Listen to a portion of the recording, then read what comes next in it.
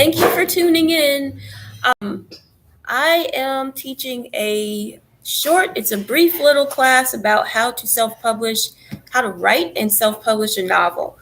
So it will start momentarily in probably like 3 minutes. So if you happen to be watching this, just hang in there for 3 minutes and you'll see a lot of awkwardness happening. And hopefully the class won't be awkward, but we'll see. It might be. Let's see. Let's see. You don't have any plastic? No plastic. No, I can get some though.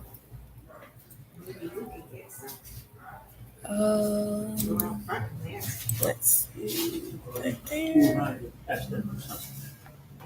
Because you're a guest and they allowed her to set up honey. This is paid for.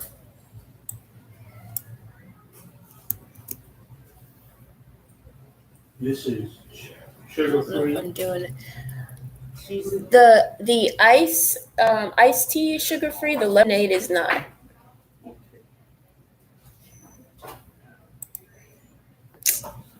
I'm trying to send this link to people, and I don't think I'm sending them the right link.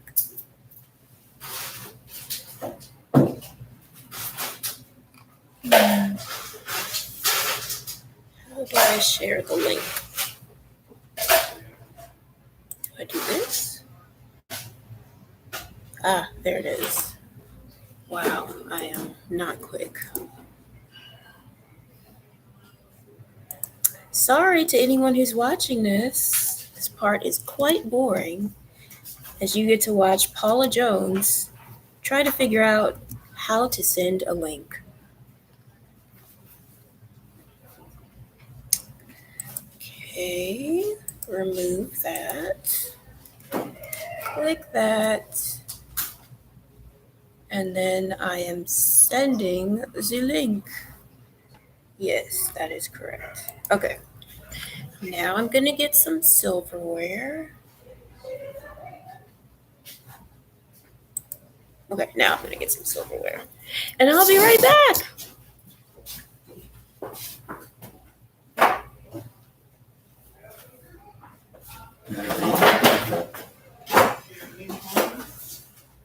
No, I said you're not going to eat it.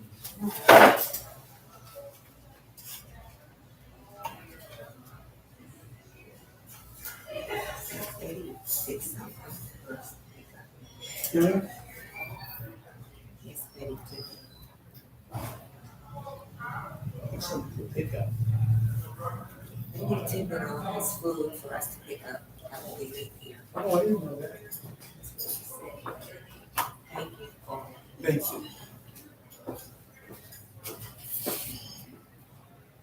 This is very interesting. I was going to just use one.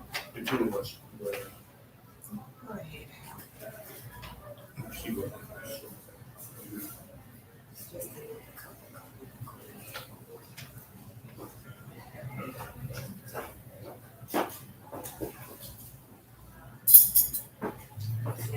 Okay.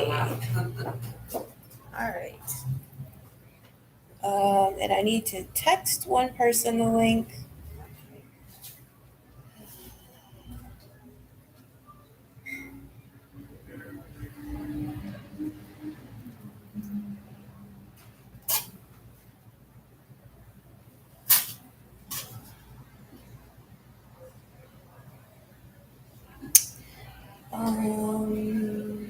Let's see.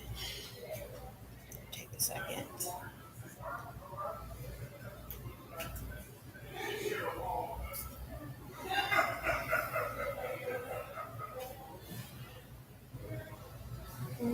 Did my email not go through? It did not. Okay, now it did. Okay. Hi, how are you? Yes. Doing okay, thank you. Good. Okay, thanks.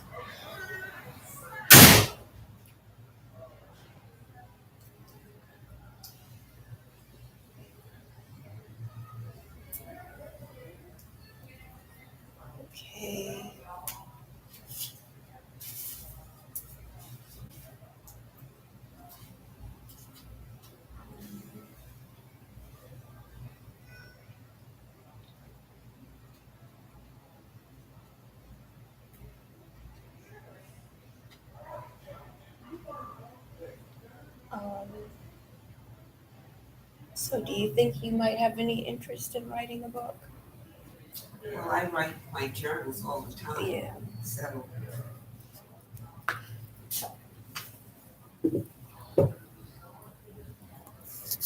You never know. Okay. I think it can still see me. It's still visible, I believe. Okay. All right. Well, we can go ahead and get started. And when more people come, they'll come. Thank you for coming. I'm going to close the door a little bit. okay.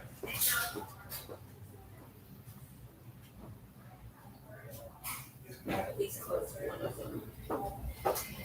Alrighty, so the purpose of this class is how to write and publish your novel if you are an indie author. And the reason we're having this class is because it's a little different from going the traditional route of publishing. Before Amazon came into existence, and before people had more, I guess you could say, autonomy when it comes to controlling how their novel was published and who had access to it, and how they would get it out to the public. Before that, the traditional way of publishing a book was to write a book, you write your manuscript, and then you kind of shop it around to literary agents to see if any of them would be interested in helping you publish your book, like finding a publishing house would be interested in your book. But that can be really difficult. It can take years to find an agent who's willing to work with you. So, hi, welcome. So good to see you. How are y'all? Good. Hi. These are Al and Lorraine Jones. Hi, Maria. Melvin. To meet you. Eminem. Did you find it okay? Yeah, we used to know where you were. I'm sorry. I should have had more instructions because it's kind of hard to find. If you want some, there's some dessert over there, like some cookies and stuff, and some chicken salad. Oh, And there's a little bit of sugar-free candy in the bags too, just in case. You gotta think about your people diabetes. Thank you for coming. Thank you for inviting me. Sure. Us. Yeah, it's good to see you. And there may be some more people coming, hopefully. But anyhow, we just got started, and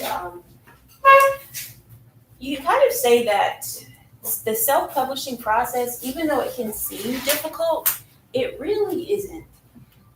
For example, does anyone here enjoy cooking? You do? Yeah.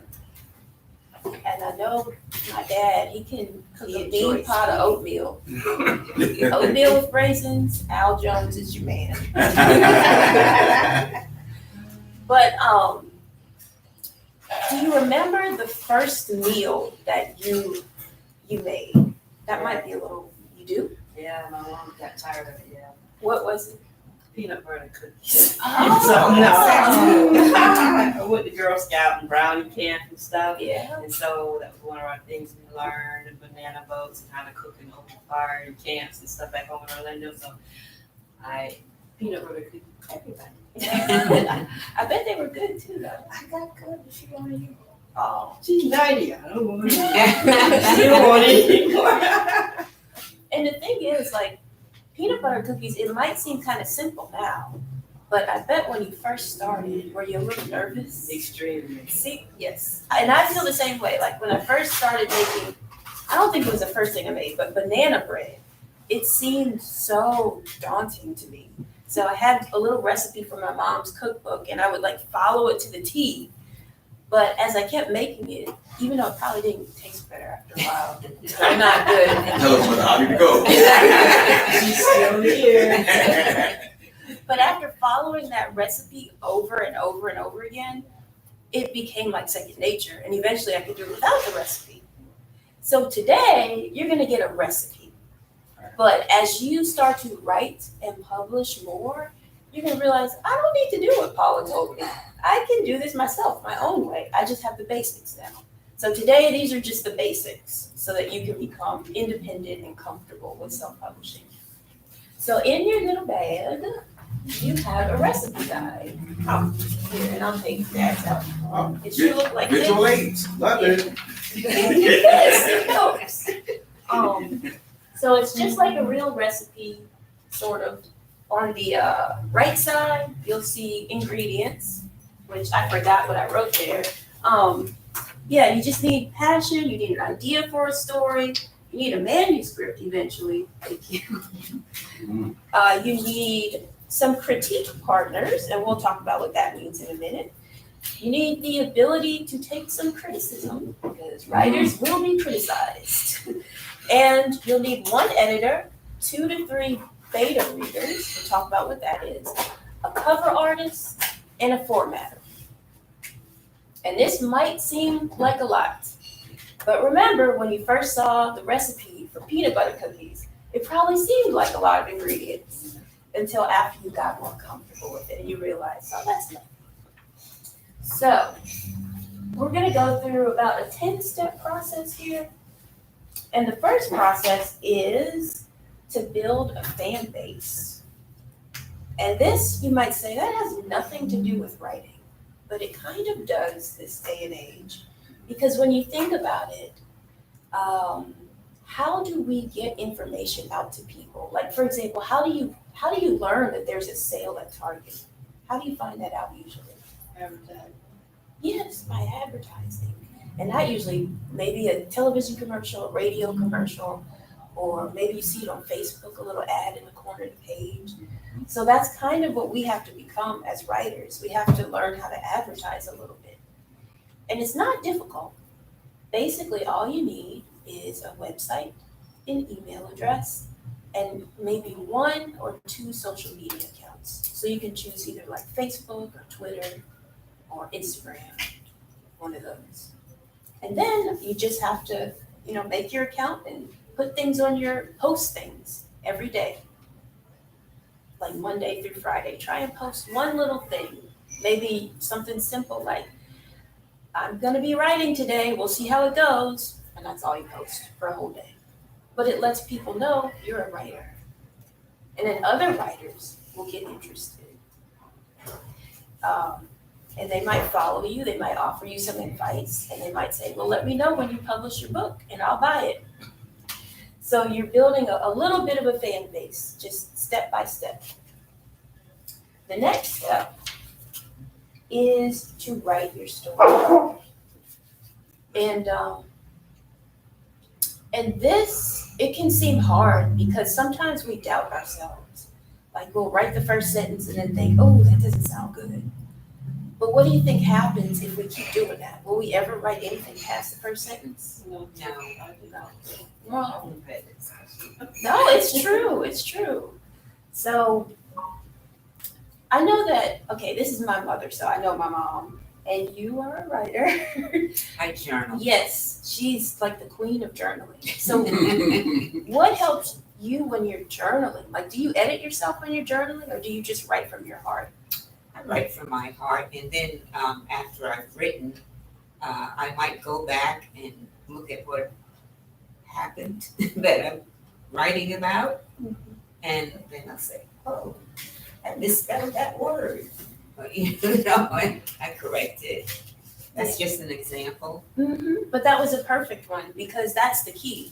She said, I just write it and then I go back and edit it. And that is the thing that I know I didn't do when I first started writing books, is I thought the first draft had to be perfect. I later learned that that's the wrong way to write. The first draft of whatever you write is supposed to be bad because it's just you putting your heart on the page. And the grammar, like you said, might be messed up. Some of the, even the timeline of the way you write, maybe you write something at the top of the page that should really be at the end. That's okay, because it's a first draft. I learned that from a book. It's a really good book. It's called Bird by Bird by Anne Lamott. She is an excellent award-winning writer, and she spends a lot of her book talking about how the first draft of your novel should be garbage. That's what she says. Because And her point in saying that is that you don't worry, don't stress yourself out. Just write, get whatever's in your heart on the paper, and then after you do that, you kind of take a break from writing. You're allowed to be a little bit lazy because I don't know if anyone has ever been through something like therapy or a counseling session, but after you, or even just talking about deep things with a friend, after that conversation, you feel a little bit drained because you just basically poured your heart out. And it takes a lot out of you to do that. So putting yourself onto paper can take a lot out of you.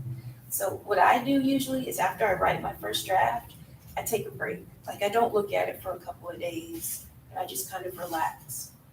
And then I move on to step 3? Yes.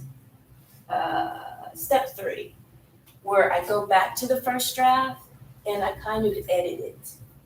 I go through, comb through it and see what grammar mistakes I made, see if I want to move things around, switch things up a little bit. Do we have any questions at this point about the process? Yes. Sometimes I'm just getting ready to send a text or something, Mm-hmm. and I word it, and I get down to the end and I say, wait a minute, I didn't greet that. Mm-hmm. So I can go back and put the greeting up there. Mhm. So if you're using, what do you call it, Like a computer or a, word processor, yeah, Something. Microsoft Word. so you can go back and make adjustments. Yeah, that's a good point. Yes, that's a very good point. Yeah, thankfully we have these days, we have like Grammarly and Microsoft Word has auto, what do you call it? Auto? Correct. Thank you, yeah, Sometimes they can bite you. that's true. Isn't that true? Isn't that I true? didn't say that. I go, ooh, dot, dot, dot. And don't talk for it for the script. I mean, that might seem easy, but it can be misconstrued, and totally throw a Like if wrench. you calling me from WBRZ or texting me and I'm on the highway and I'll match Siri, tell Melvin I'm on my way and I love him. And I'll send him text now and I'm like, that's not what I said. so yeah, I know what you mean. yeah. So I said, I don't like Siri too much. It can be embarrassing sometimes. Like I didn't know how to spell the word. I always say, oh, you just have no proof. I mess with him like that. Uh-huh. But I've always pronounced it wrong. So I was in my, I said, Siri, spell cool. And today, I literally was doing it today because I was trying to do a little writing. Yeah. And I put KUFFEKOS.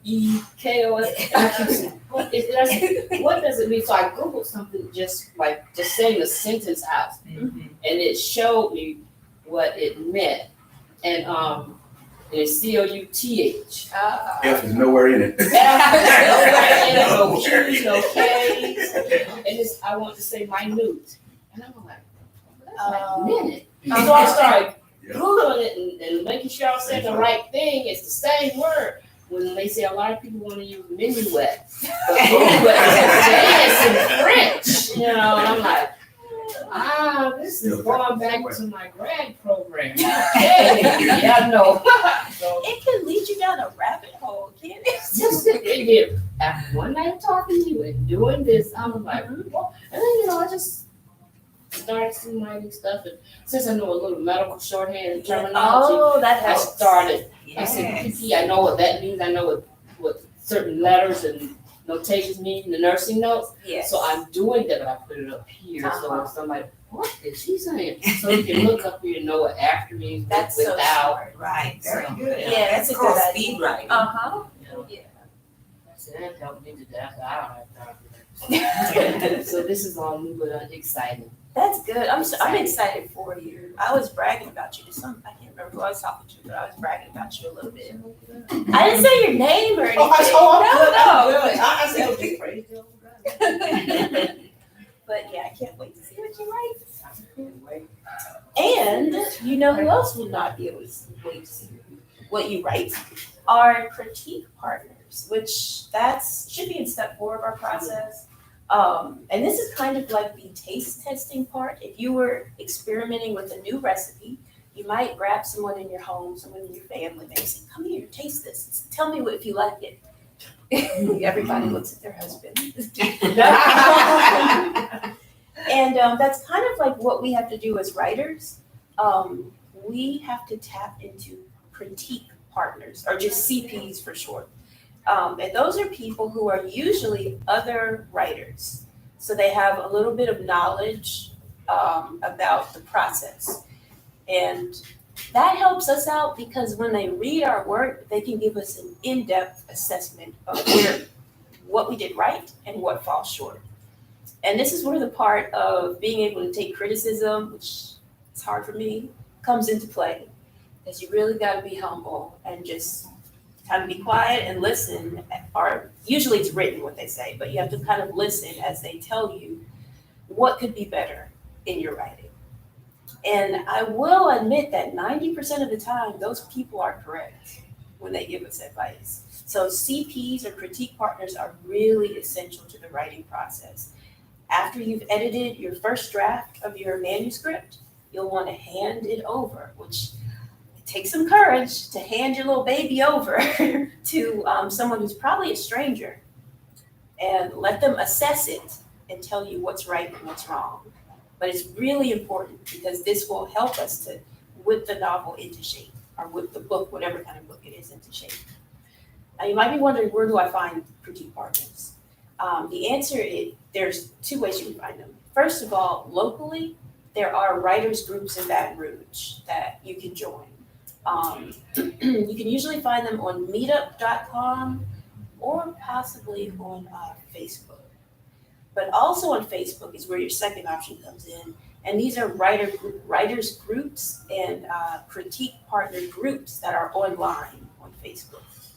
And it helps to just kind of, after you've written your first manuscript or the first draft of your manuscript, to go into one of those Facebook groups and then say, hello, I have written my first draft. I just need one or two critique partners to take a look at it. And then you easily find somebody, maybe like 2 or 3 people who are interested in reading it. And because they're writers too, they might ask you, in exchange, can you read what I've written? And you give me a critique of it. So you might have to exchange some work. Any questions about that? Well, if I would know, since I'm just like new, I don't know, egg for all this stuff, as they can say, when I finish my first rough draft, whatever it is, I ask someone, a CP, to look over it, and they say, will you look over mine? I'm like, yeah, okay, cool. Well, what am I looking for? You ask them. In fact, just a few days ago, someone sent me their novel, and I asked them, what would you like me to look for? And he gave me a whole list. Yeah. And usually it's pretty simple things, they want to know, does it sound natural?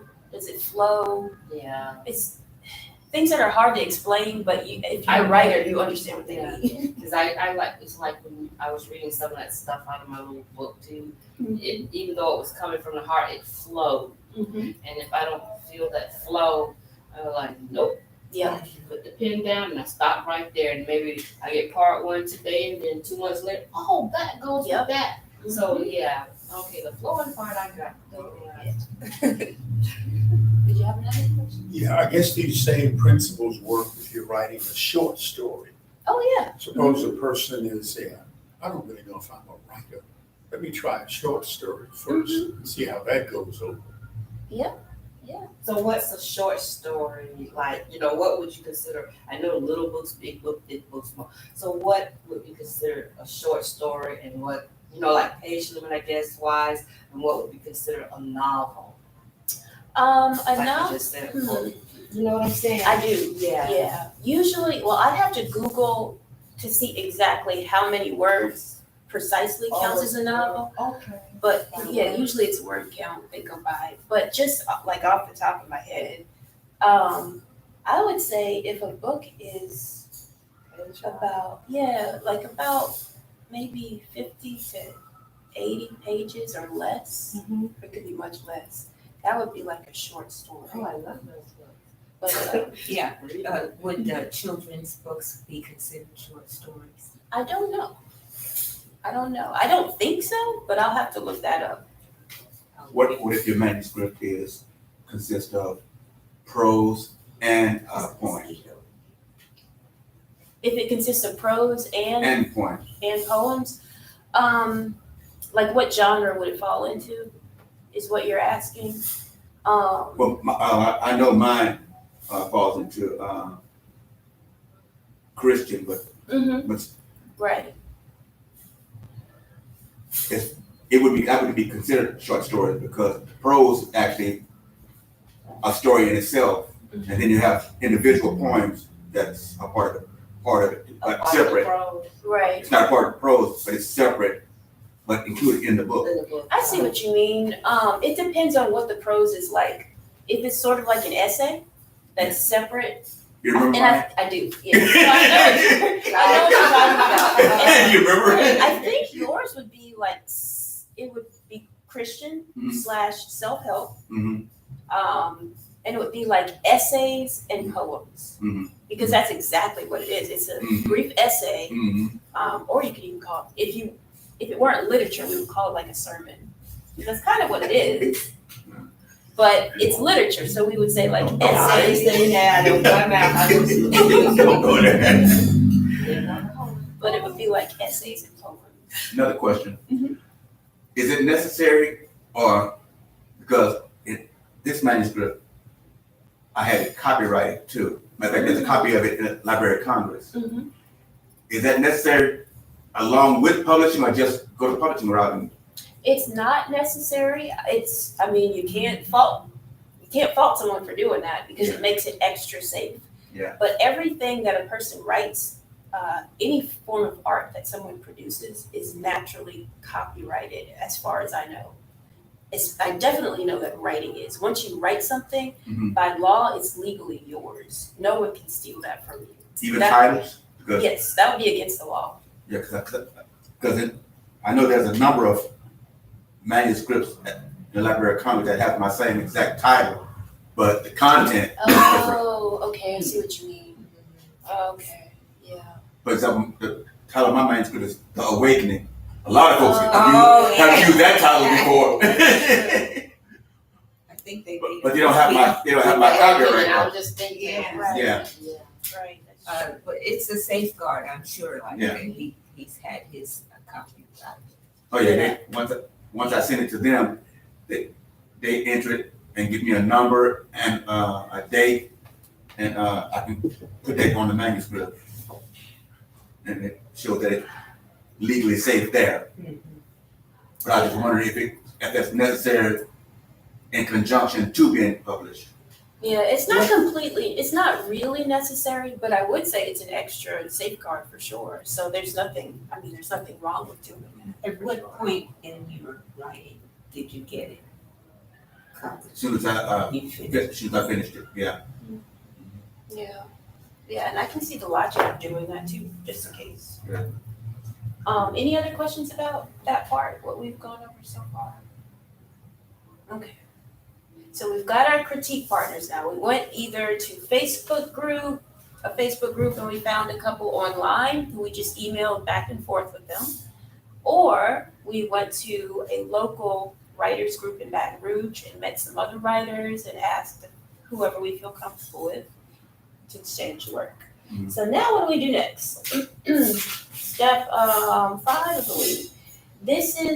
Actually, I should add, once you get your notes back from your critique partners, you're going to want to rewrite your manuscript based on the advice that they've given you. And I remember when I wrote my very first self-published book, I skipped all of this. I did not get critique partners. I just let one of my best friends read it, and she's my best friend, so she's not gonna be mean about it, you know? So I was like, okay, well, she likes it. Now I can publish it. It was terrible. Like, I should let you read it just so you see how terrible it is. So it's always. Which book are you talking about? Right next door. Oh, the what? I thought it was. I don't even want to say the title. You're supposed to say that. I wouldn't know what I was looking at anyway, because Yeah. I'm in the educational part of some of what it should be like, with the book. I've had somebody that writes, he had me to read certain things and asked me my opinion, and people want to make a movie, but then when the contracts came, because I understand some of the legal jargon, it's like 76 and he's awesome. He writes great. Oh. Most of his books about like this, they're good books, but when I got to it, I said, technically what this contract is saying is they want to do your book to turn it into a movie, but they want the rights. Oh. When they wanted residuals, they wanted some of everything. I said, they give you something, but in other words, we want it all. Oh, yes. And he was like, is that what that said? I said, yeah, so he didn't sign it. So I told him, I said, now that part, that kind of legal binding stuff a lot of times, they're true forth, givereth, and all that stuff. I kind of have an ear for that because I like reading confusing legal stuff. So That's your background, right? Because you criminal. my undergrad's criminal justice, my master's Oh, is well, service. okay. So yeah, dealing with people that try to Put your, yeah, put you on the alert. court language, legal language is exactly what it is. It's like a foreign language, and you don't understand. I don't understand everything, but I understand pretty much by being in the courtroom with judges and lawyers and being around. Like, oh, that means that. That makes no sense, But in my head, I said, it's like criminal justice. As I said, it's always an oxymoron. Criminals don't need justice. The victims need the justice. So that's why it's CJ Lady. Yeah. We're gonna be looking for CJ Lady's books.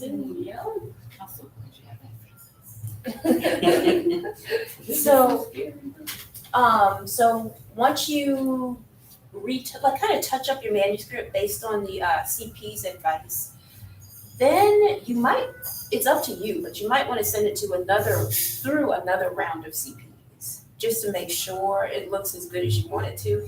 Or you might say, I'm good, I'm ready to move forward to the next step. After the first CP. How much can you expect to pay a CP for that? Nothing. CPs are free. That's a good number right there. Yes. That's affordable. $0. The next step, however, can be, I know. Editor, huh? Yes, Hello. and editors can rack up some change. Yeah. I have paid the most, what I recently paid an editor was a little over $300, and that is on the minimal side.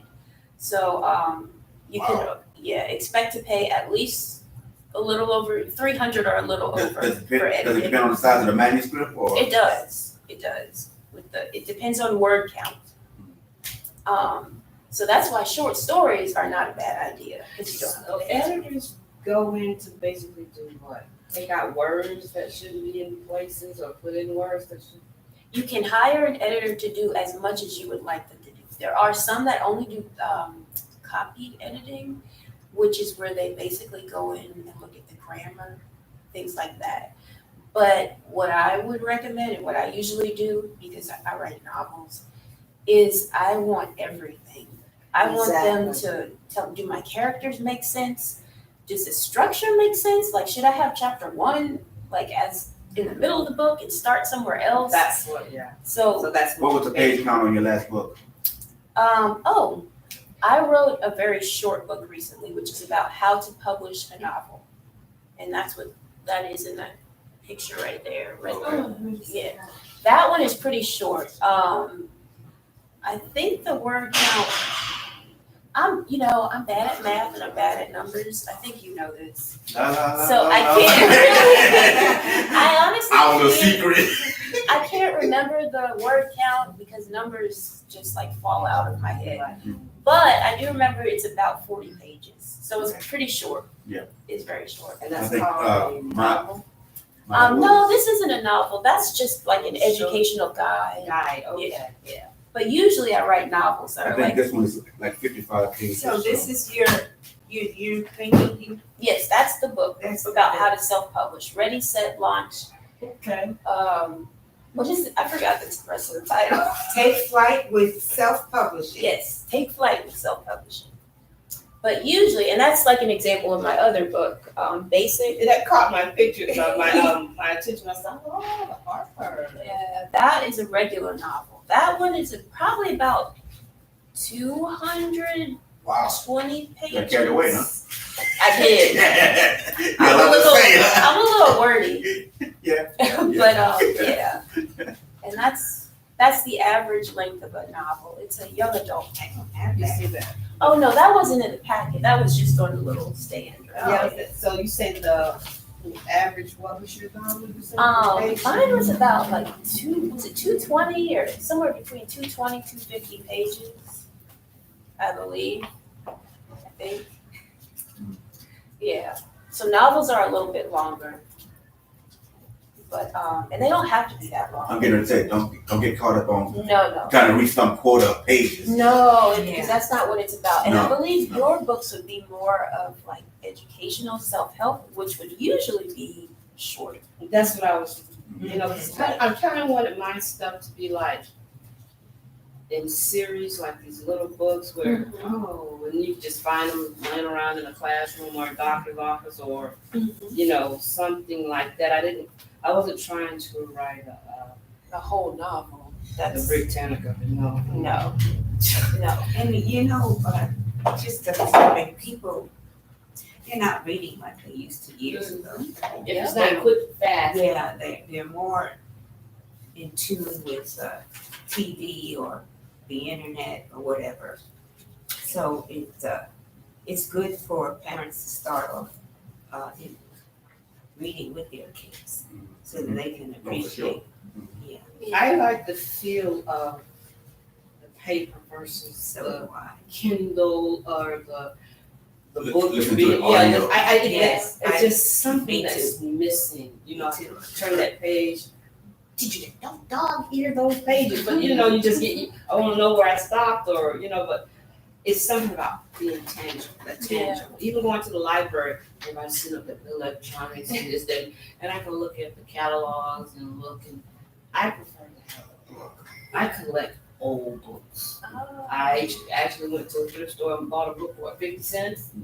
And I like to just look and I said, oh, I like the signature of the person that wrote it. I looked on the binder and come to find out I took it to some book place, Cook's Cough, somebody's book place on Crazy. Perkins. And the book itself was like $6 something because the author had signed it. And I paid like $1 for the cover. And he said the cover costs more than the book. Would you like to sell the book? I was like, no. Mhm. So I have it at home, you know, and it's communist type propaganda type stuff, and it was in a book on a cart with antique books, and I don't really didn't care for it, but it was just I saw the signature, so Plus you had to Google it in your in the phone. store, yeah, I'm a See what Googler. the background was. He calls me. That's when technology comes in handy. Mhm. You know, I was thinking how I do have the Bible on my phone, but I always have the book. Mhm. Mhm. And because if we get too used to it going on the phone, which it could be good, you forget where the books of the Bible are. Exactly. Exactly You just right. scroll, Yeah. scroll. Like, where's Micah? Where's Zephaniah? Yeah. You know, Zephaniah. where's Habakkuk? And like one guy said, That Old Noah. Testament. So Yeah. yeah. Yeah. One guy says what? One guy told my mom, look in the book of Noah. Oh. That's a new one. That didn't happen though. So after you find your editor, and I was thinking too, now I've done this in the past where I didn't have quite enough, I didn't have the money for an editor, and I wouldn't recommend this, but just, you know, sometimes you just have to do this. You can ask a very nice critique partner to edit your work because they are a writer. That's a good idea. Yeah, they're already a writer, and not normally, what's the word? They might, in response, ask you, well, can you also edit mine? So that way you can help each other out for free, and you don't really have to hire an editor. I Feel know, that. so like, that's what Friend? Leon did. Yeah. And some of those editors may be a friend and credited. I mean, not editor, CP. Yeah. Oh, yeah. They may have Yep. already published a book and they're doing well, but because they know you, yeah, I'll take a look at it. Yes, definitely. And how do you keep up with the modern language these days? I saw in Lowe's a young woman, a worker there, and she had some kind of shirt on it and had writing on it. It says, "God is You tell me. dope." Mhm. And to me, I said to her, does that mean that if you get hooked on God, it's good for you? And she just shook her head, yes. But in talking to some others, this older guy asked this young person, what does that mean? And the young person said, that means it's good.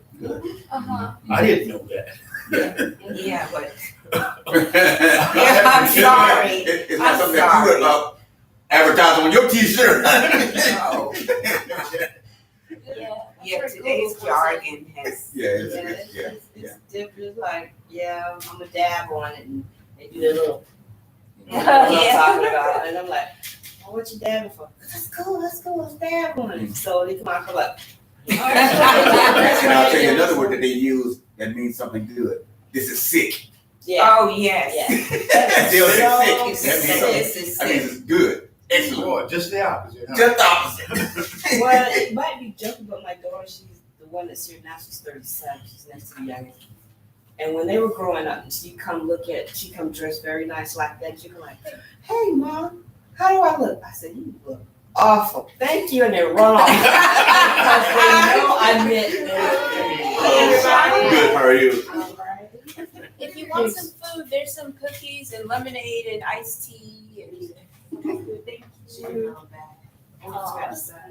But yeah, that's how I would do that. And they would say, well, Mom, how does it look? I go like, well, then they knew. But if I say, oh, you look horrible. Thank you. And they take off and run. But it was a word play. And it was just something Yeah, that. you were a mom that was up to date. Well, that was just my phrase. I always did. I never heard it before, but they would come to me and this matches, that matches. Fantastic. Then they go like, this don't look good. So they do. I'll get you. What is the next sheet? I said, Thank you. So yeah, you can Google those words. That's what I have to do sometimes. Or just ask somebody. Yeah. So after you find an editor, step 6 would be to find a book cover. Designer. Because, okay, I will be honest, a lot of people try to save a buck by designing their own book covers and they look terrible and their friends will tell them, oh, it looks great. Their friends are lying. They're trying to be nice, but they're just lying. Homemade book covers do not look good. Yes, because people think, oh, it's simple. And I admit, I've done this several times, and you can tell. If So you go to, speaking from experience. yes, that's where all of the mistakes here, I did them over and over Guilty, again. huh? So that's how I know this. But people think, oh, I can just get like a royalty-free picture and slap some text on it, and that's my title. No. There's an art to it that unless you've been educated or either self-educated or like went to school for it, the average person's not going to understand how to do that. So it's better to hire a book cover artist, or if you have a friend who knows how to do this, who's like a graphic designer, and a lot of people are these days, you can tap them and ask them for a little favor. Because it's not hard to make a book cover if you have the education. So that's it. Both my daughters, the one I was talking about, her degrees on graphic design. perfect. That's perfect. So you got it made very well. I actually asked her to, what's the word they use? You want them to draw the picture. like sketch or Well, you sketch, but to, a draft. no, when they're drawing the pictures in the books for you, there's a word for it. But anyway, I asked her to do those for me. She said, she's had people ask her back home in Florida to do story. I want you to The do illustration? It was something like that, yeah. But yeah, drawing a picture because she's good at it. She'll sit there and she'll ask you something. You just start talking to her, and she'll go and she'll do it, and she'll just sit there. And I'm like, you make me sick, but yeah, yeah. Well, you can take credit for it too. I mean, you raised She's her, right? good, yeah. But I would always buy her these Lisa Frank or Anne Frank little colorful things when she was growing up. And when she was stressed, she put a hoodie on and just sit there and just color. Oh, look at She's that. an artist. Yeah. How many Yeah. daughters are there? Yeah, she had that. 4 girls and 2 boys. Oh, Between the two of us, how many you have? kudos to 14? you. Wow. 2 of us, Between the two of us, 14. 14 Really? between We're us. blended. Yes. all right. Look, our ages range from 40, 78, so she'll be 42, 44. 42 to how old is Rhea? She just turned 26. 42 to 26. That's a lot. Big family That's Now reunion. you know how the nation of Israel. I'm trying to get. And they all over the world too. We got them in Germany, we got them in the Bahamas, we got them all over the place. Number of states. Gotta be a No wonder you California can too. write story. Yes. I've been asked by a judge, his wife back home in Florida, to write a book on several kids. For like years, I was telling Paula that, and I just never found time, or I did what Paula said. I write a sentence, books don't start that way, but not really listening, understanding that when you wrote your manuscript, you said it's going to be raggedy and jacked up. I'm thinking it's supposed to come out and flow. Oh, that should have been here. Oh, no, that needs to go here. So that's how my mindset. So now I can relax. Yes. And just do it. Yeah, and you know why I think we think that? Because on television, if you're watching a movie about a writer, that's what you see happen. First, you see them struggle. Oh, I can't write a book. And then all of a sudden, inspiration hits, and they type everything, and it all Exactly. happens in like 2 seconds. This one here Uh-huh. happened this 55 pages. It happened in a month. And what I would do, I work a security job at night. And what I would do, I would pray, of course, and I ask the Lord to speak. And when he started speaking, I started writing. And in a month, I had this whole manuscript done. Wow. From the forward all the way through in a month. Wow. That's one of those rare moments where that's what does it. Moments you say. Yeah, like it happens. So after you find your book cover artist, and this can happen. You can look for your book cover artist and kind of work with them to come up with a good cover while you have your manuscript with your editor. Because the editor, they're going to take a longer time to really comb through your manuscript, longer than the CP, the critique partners, did earlier, because they're really hitting all the details. Mm. So it might be like 2 or 3 weeks that your book is with them. And during that time, that's when you can handle other things, like go back to your social media and make sure you are actually building a fan base, and also work with your book cover artists. And then in step 7, that's when you get your novel back or your book back from the editor, and you look through all of their notes, and you will probably start crying if you are me, and start to doubt everything. But then you'll pick yourself back up and you will say, I can do this. I have my editor's notes. All I have to do is follow the notes. You follow those notes and you make your changes to your manuscript. And you are almost done at this point.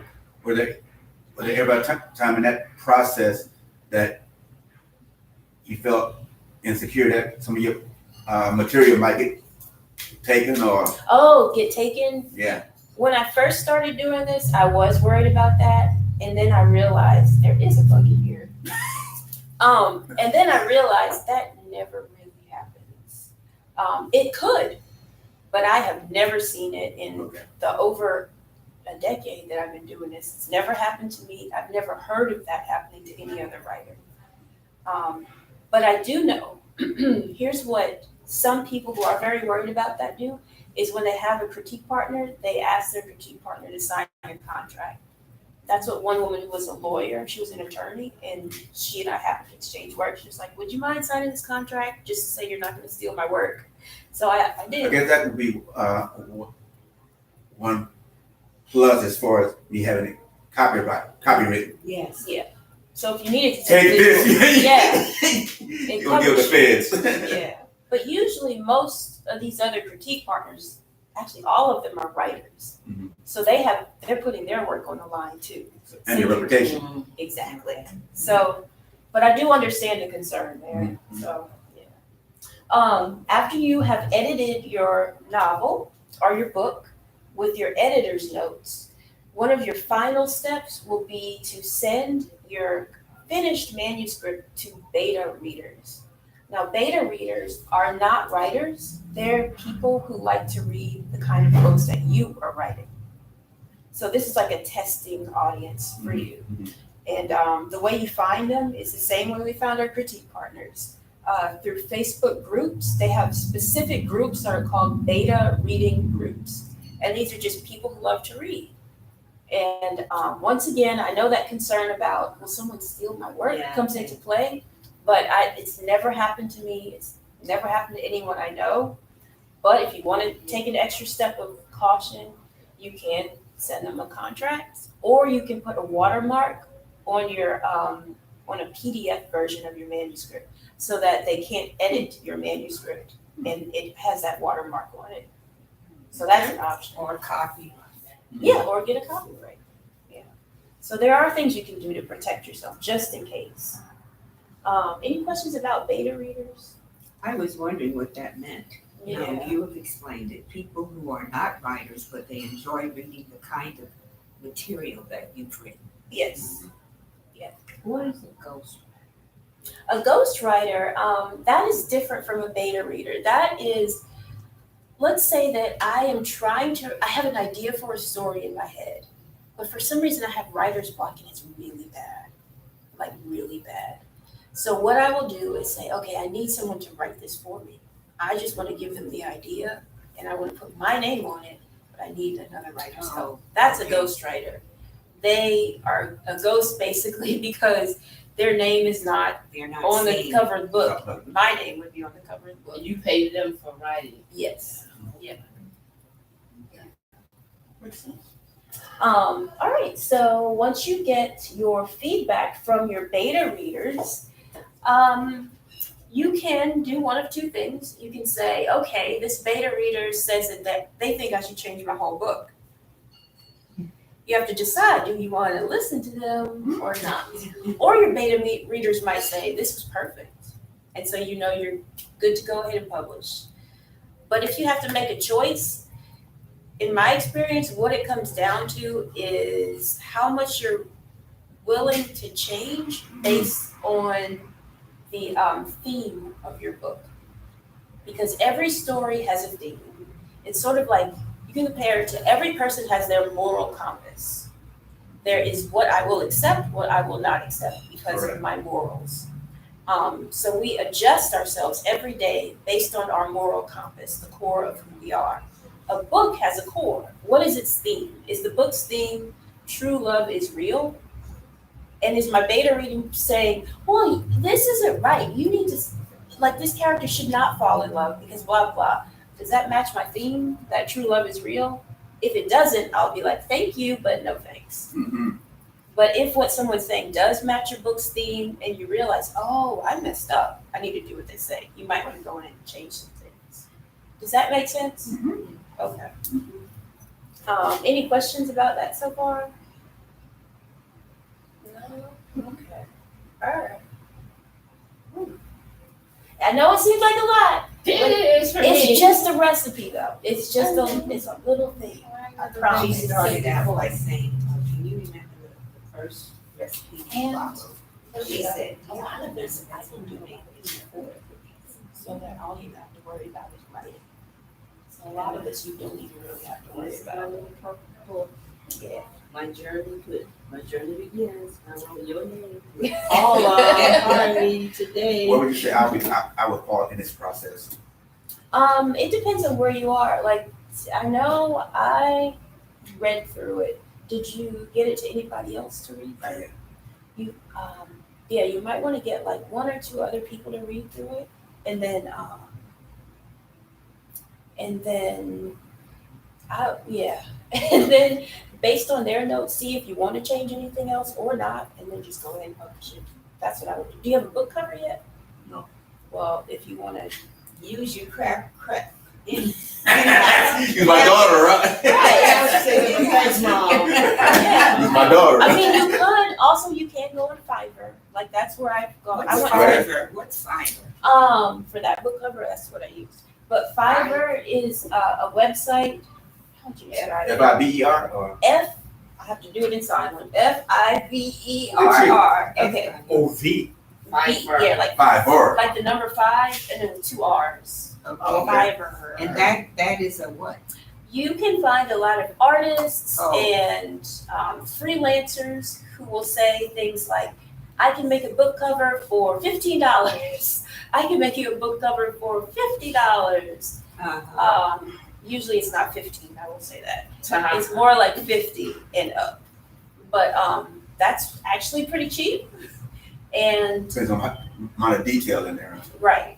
Well, Like when you did your first book that you say you're ashamed of, I'm not ashamed of it, but you had an umbrella and a person because the name was Finding Stories in the Rain. name. So that was very basic, and that was very basic.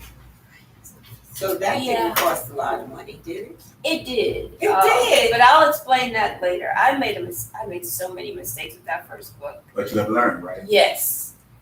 A lot. Expensive lessons, son. Yes. Hello. Gosh, nobody should make those mistakes. We ran a little overtime, so let me hurry up and finish this. So the last step would be after you receive your notes back from your beta readers, and you might want to tweak your novel just a little bit, then you're finally done.